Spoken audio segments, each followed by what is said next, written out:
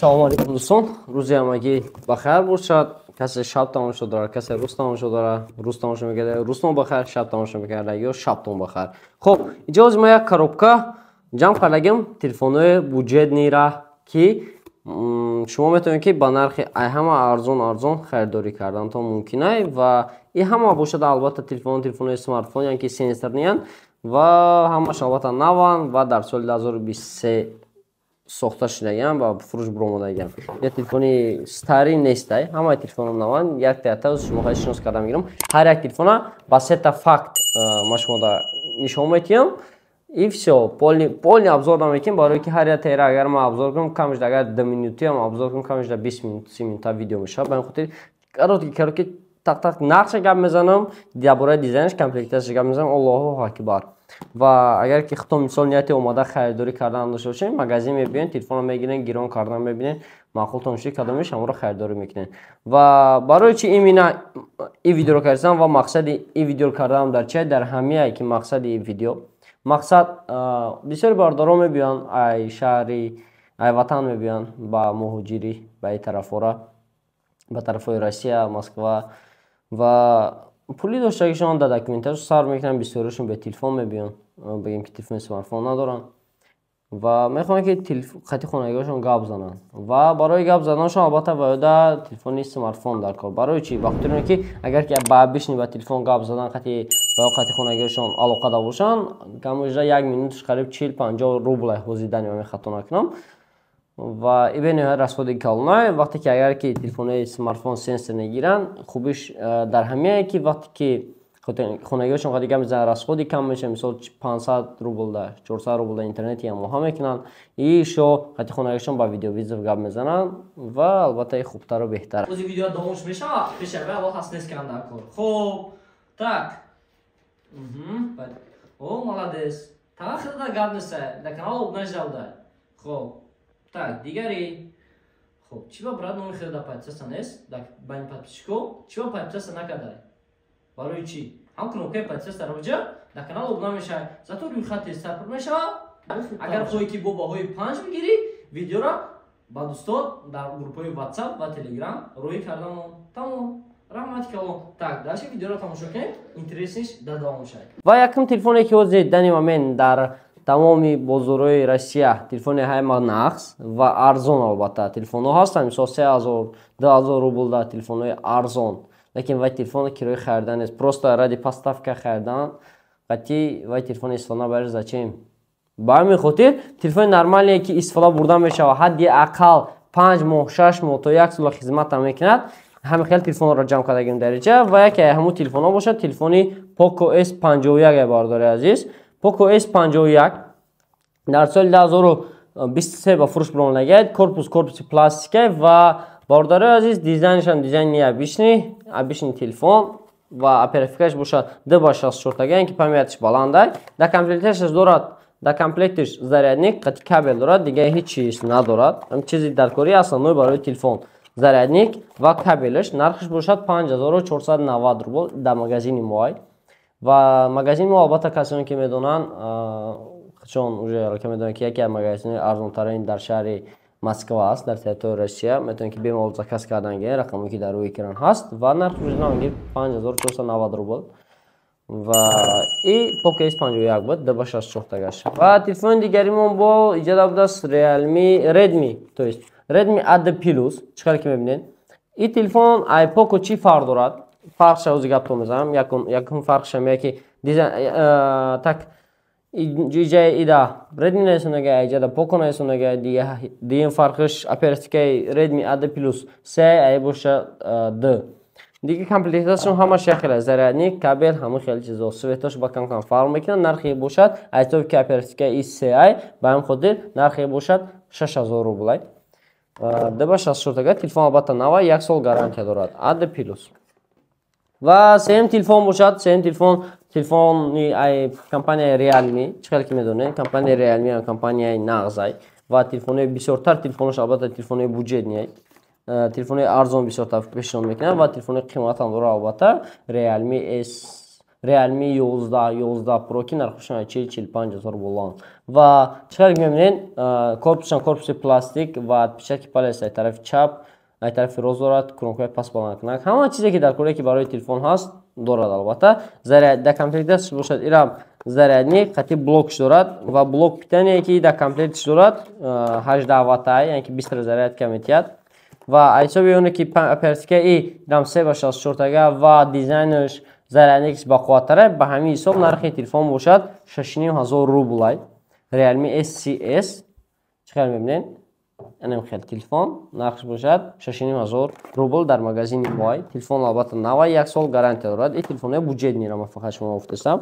Дар магазин мо дига моделҳои телефонҳо ҳам ҳастанд. Магазин омада дидан то мумкинай ва рақамҳое ки дар рӯи экран дестен рақамҳоро агар муроҷиат кунед, ҳатман шумо боз моделҳои дига моделҳорам суратоша қатъи нархҳошон мепартоянд ки ҳар як модел мепартоянд, дар тагаш нархномааш мондагиай. Ва дигари телефон мо бошад Realme S33.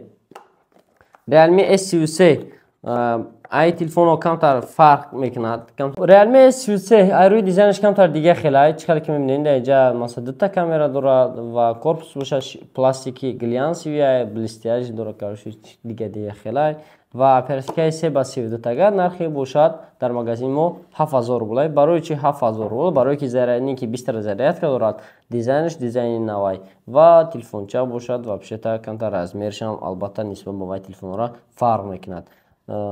Телефон процессорш бақувваттай, албатта нисбат ба вай чизора. Просто так нархиш 500 рубл қимат нест. Так что хто бо мебинед магазин мегирин истифодаш мебарин, ба телефона харидорӣ мекунед. Ва телефони дигари мо учад компания Oppo. Телефони буҷетниш A17 ки ирам телефон дар соли 2023 баромадагиай. A17 ирам дар комплекташ дорад чихол надоштааст, то есть документоша и зарядник дорад. Так, ирам зарядник дорад, зарядники 18 ватта доштааст и дизайншам ниюкин дизайншам масалан дута камера дорад, дута якта спичка и корпусаш бошад корпуси пластикиай, ранги кожа метавад ва телефонча бошад оперативкаш 4 бародаро. Ягон таим телефоне ки ӯзим шумо нишон додам дар тараф, ягон та ино оперативкаш 4 набуд, и оперативкаи телефон 4 памятш бошад 64 ва нархш бошад ҳамагӣ 7000 рублай.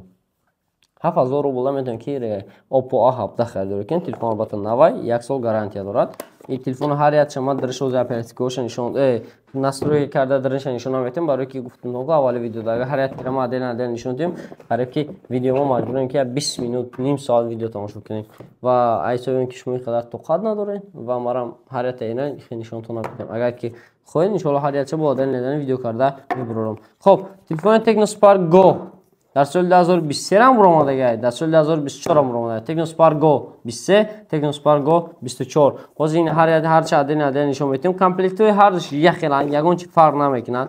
Камтар фарқиятшон инҷа ҳамин ҳисоби дизайншон дай бардори азиз ва оперативкаошон дай. Ин Tecno Spark Go 24, ин Tecno Spark Go 23 бардори азиз ва Tecnoро ман чӣ шаyd нағз мебинам. Ҳозир ман шумо як факти аҷоиб гап мезанам. Чизи аҷоибе ки Tecno мекунад, ин дар комплектои ҳамаи телефонош чихол ва плёнка мемонад бардори азиз. Ин чихол дорад.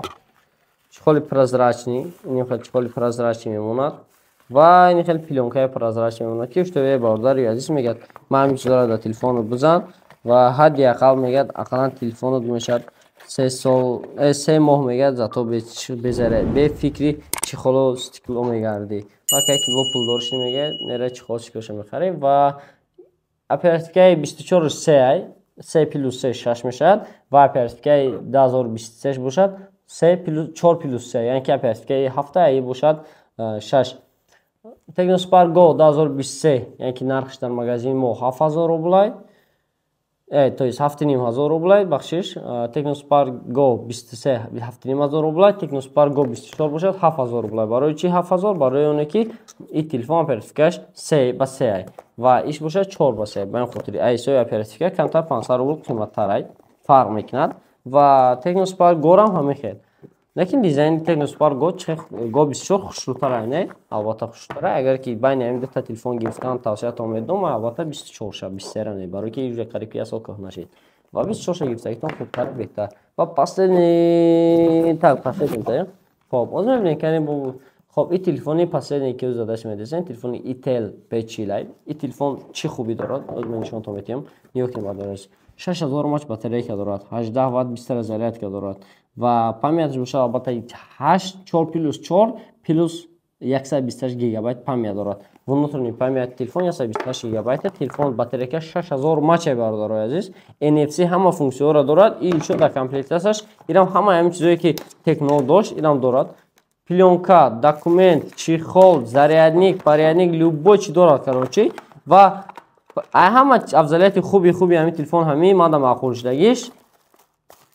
Памяташ 128, оперативкаш 4+4 ва дар нархи 7990 рубл. Ай магазин мо харидорӣ карданатон мумкин аст албатта нархи ин телефона. Ва телефон ҳама ин телефонҳо ҳаст дар магазини Realfon дар шаҳри Москва, дар метро Буторгская, торговый центр Зеленый. Графики кории магазини Realfon аз соати 10 сар то соати 10 бегай бемалол омоданатон мумкин аст.